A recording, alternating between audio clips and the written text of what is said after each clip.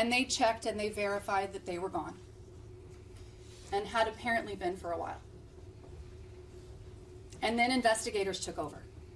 You're going to hear they processed the car, they collected evidence, they took photographs.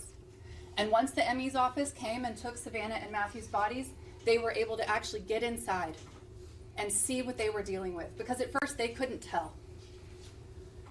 And you're going to hear that the more that they looked, the more they evaluated what was there and what wasn't.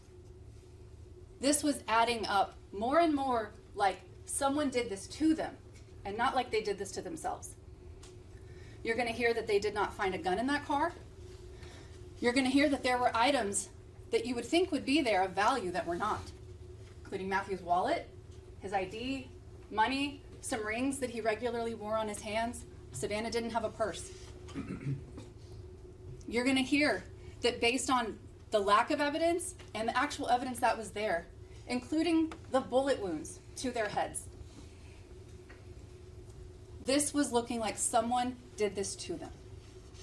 So they started their capital murder investigation.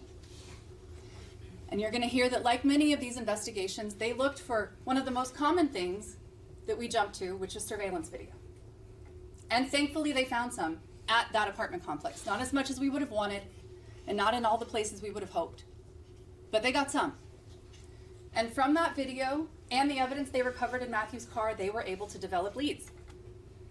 And they followed those leads because it gave them an idea of who the suspect might be and what kind of car they might be in.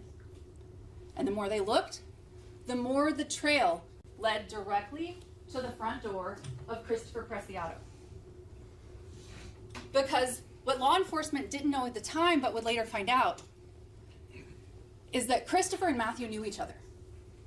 Christopher was a client of Matthew's and would buy marijuana from him on occasion.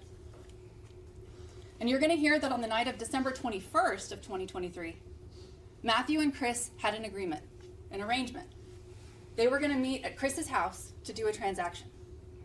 So when Savannah and Matthew got into their car around 11:45 that night and drove straight to his house, they had no idea that they would never return home.